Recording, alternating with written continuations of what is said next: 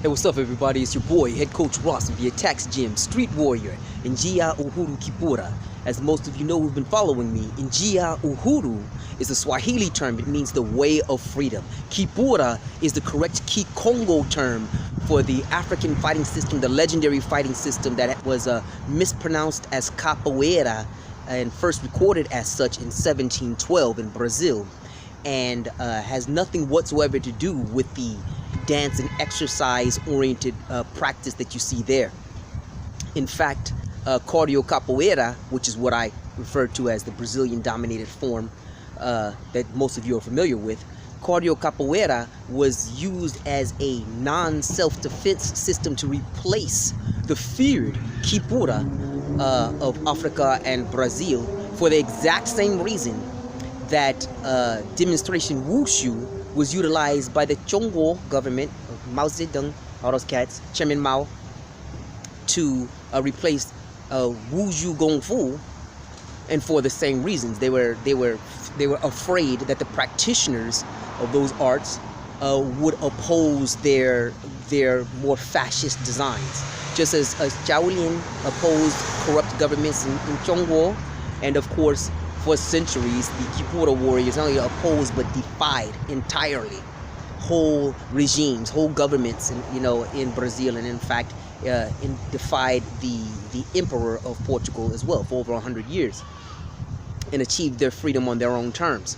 So yeah, that's what you really need to understand. Okay, so what's this video about?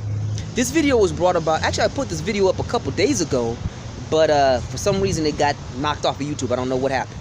But this is in response to the Liam Neeson issue, when the actor Liam Neeson, whose career I followed for quite some time, made the comment regarding wanting to kill a black man as a way of identifying with the lead role in the movie he's about to watch. He's trying to promote, called Cold Pursuit. Now, people have asked me about what I thought about it, and I did not react immediately. As most of you know by now, I tend to analyze what's going on and do my research before proffering an opinion, because I think it's very important to have an informed opinion, especially when, even if you're somebody like me who has a modest YouTube following, and Facebook and social media following, it's important, in my opinion, to be able to present an informed opinion and be able to point at facts that bolster or at least substantiate your opinion, whether or not people who are hearing that opinion agree with you or not. They can at least see, hey, you know what, at least a person like me is using clean logic, extrapolated from researched facts and from his, her, or their own personal experiences. Okay, so what do I think about Liam Neeson? Is he racist? Yes. Is he the same racist guy that he was 30 some odd years ago when he's referring to the incident during which he was? Oh, wait a minute, you guys don't know? Okay, well, let me summarize it for the 4 or 5 of you who don't know what happened. Liam Neeson related a time during which a friend of his, a female friend of his, I think it was his ex-girlfriend or someone close to him, confided in him the terrible information that she had been sexually assaulted. She'd been raped, and Liam Neeson, asked if she knew who the person was. The young lady said no. And he asked if she could describe the person. She said that he was a black man. That's all she had. That's all the information she had, or at least that's all the information that I received from watching him recount this particular story. Liam's response to this was, in his own words, primal. He had this incredible urge, this murderous urge, to go out to the to a part of towns, looking at the pubs. He's British, going to the pubs and carrying a weapon with him, and putting himself in a position wherein he hopes that again, this is a quote from him, and he did air quotes, and he was saying that how terrible and how bad he felt about it, but he hoped that some, quote, black bastard, unquote, would have a go at him, and if this black bastard did have a go at Liam, and Liam would use his weapon to kill the person the brother who attacked him. You know, well, a couple of things about that. You know, like what my younger brother said almost immediately, in which one of the comedians, I think it was D.L. Hewley, said subsequently, you're not gonna find black folks at the pub, you'll probably find us at the club, not the pub. All right. Secondly, what does it say about Liam Neeson's psychology back then? It means that Liam was very angry about a whole bunch of stuff. You know, he already had this kind of inclination toward anger. This is not necessarily racist in and of itself, but in order to have that anger and then target it specifically at black people to the point where you wanted to kill a black man in a misguided attempt to what he thought he was doing was defending the honor of his friend, his loved one. Well, no, that means that he's racist. That means he's racist.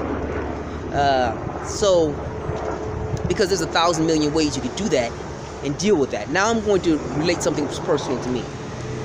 I have also experienced, there's people close to me, family members, there's a family member close to me who had also been sexually assaulted. As everyone who's experienced this type of revelation can relate to, there's this incredible melange of feelings that you get from all of this, and they're all very powerful. As those of you who follow me know, I'm more than a little bit capable in self-defense. I'm more than capable than most of the people on this planet. So of course, you know, hoping to find and elicit some serious physical retaliation was a very clear possibility, you know, for me, and it was a thought. I'm not gonna lie. Definitely, I did more than think about it. All right, but did I do it? No, I did not. Why didn't I do this? Because I was able to think through the consequences of such an action. If I go over here with my skill set, attack this person, all right, do the kind of damage I was intending to do to this person, then all that means is that it ensures that both of us are going to jail. Prison, in fact, not just jail, prison. And the distinction in the United States is that jail is for relatively minor offenses that can keep you incarcerated for up to, but not exceeding a year. Prison is for serious criminal assaults, and you can be in prison for the rest of your life. This type of thing would have put me in there for the rest of my life, and I would have then done extended damage to my other loved ones, including the person who confided this information to me. That's the reason why I didn't do it. Okay? This is also what separates me and Liam Neeson, because the person who did assault the person who I loved was not a black person. All right? He was not a person of African extract like me. On top of that, let me get all the way 100 with this, okay? If each of us are responding to this issue, which is a horrible, we're talking about forcible rape here. We're talking about forcible rape, assault, criminal assault here, all right? This is a completely inexcusable action, and like I've said to you many times, those of you who follow me already know, I personally favor the death penalty for this. I'm trying to kill you. You know, you should go to jail for life or die for doing that. That's my position. You know, I make no bones about it, and it's going to stay that way until the casket drop. I believe. I don't see myself changing my position on that. But if one instance can elicit such an extreme response and be accepted by a significant portion of the public, especially the white public, as rational and reasonable, how then can there be any pushback against a group of people who've experienced this type of assault without recourse for 500 years like my people have? How then can there be any push about, hey, you know what? Let's have some reparations. How then can there be any push about, hey, you know what? Let's completely overhaul the police, education, and job opportunity systems, not only in the United States, but wheresoever these kinds of transgressions occur. You can't argue one and ignore the other without exposing one, your own hypocrisy, and two, your own racism. Let's keep that 100 and be real about that, okay? Now, turning it back to Liam Neeson. Do I think Liam is the same guy that he was 30 some odd years ago, 34 years ago when when this happened and he relates the story? No. I think he's mellowed in his racism. Do I think he's racist still? Yes. Do I think there's value in that conversation? Absolutely. Regardless of what you may think about Liam Neeson as a person or the actions he took back then, the fact is that we do need to have these discussions, and they're awkward, they're uncomfortable, they're painful, they're controversial, but we need it. A constructive discussion around these issues is very, very important, because I tell you what, as I said in my previous video about this matter, if our collective response is just to jump on and stomp on somebody like Liam Neeson, who has the wherewithal and the resources that we do not have, okay, the average person does not have, and he can deal with all of this flack and all this stuff because he's already gozillionaire. Dude is like, whatever, I'm straight for the rest of my life, right? If we're reacting to him like that, then the thousands of other people who agree with him, especially you Trump supporter types, all right, are not likely to admit their feelings because they see that the response is so visceral and so intense and attacking upon them, which it should be, but that it actually destroys the possibility for meaningful dialogue, and that should not happen. The behavior should be reprimanded. It should be eschewed. It should be ballyhooed. It should be disrespected, because that's not a cool thing to do at all. It is racism, period. It's really racist feudalism, but we'll get to that later in another video of mine, because racism isn't accurate all by itself. It's racist feudalism. Check out my video on that, okay? But if we don't have these kind of conversations, we can't benefit collectively from it. Will these conversations change the minds of most racists? Hell no.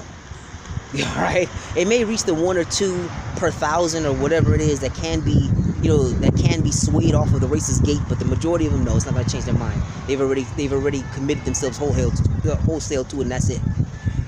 So what is the benefit? The benefit is that it actually benefits the rest of us. It educates the rest of us regarding how insidious and how destructive and how widespread racism is. It's not, trust and believe. Liam Neeson isn't the only person who feels that way in Hollywood. He's just the only guy who was brave enough to say it this year. Anyway, most big money-making corporations are racist. Most big money-making organizations are racist. Why is that? Because most of them have their money rooted in the businesses that profited from racist feudalism. Period. That's it. Hollywood is like that.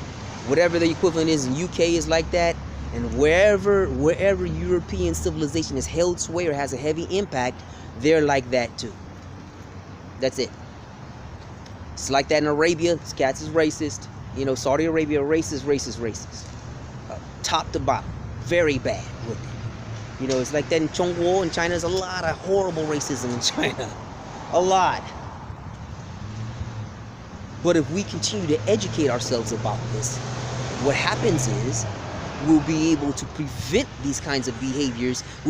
Generation by generation, we will reduce the number of people who subscribe to these kinds of racist feudalist philosophies and lifestyles, until eventually we will extinguish it all. That's the benefit of having these kind of open public dialogues about it, all right? At least that's my opinion. What do you think? Tell me what you think. Before I let you go, listen, subscribe to my channel. I get like 1 million views per month, and over 97% of you are unsubscribed. Subscribe. We need the channel to grow so we can reach more people of like mind, like us, all right? Secondly, go to my website, okay? GoogleSites.com/ATACX Gym Street Warrior Capoeira. We need your support. Buy the products we have there, the ebooks, the all the way through the multiple instructionals. Okay, they're all affordably priced. I purposefully made them affordably priced. For basically, if a broke brother like me can buy it, you can too. Okay. So that's why I made the prices the way they are. So go there, purchase it. It's free for you to receive the videos. It's not free for me to make them. Okay. All right. So, and also hit that notification bell, so every time I drop a new video, you know about it and comment on it, and hit it with a like and share it on Facebook and your other social medias. All right. All right. Be careful. You take care of yourself. Tell me what you think about what I just said. Whether you think I'm a moron or on point, hit the comment section. All right. Take care of yourself. Be safe. Be nice to each other. Asante sana. Amani. Ashe.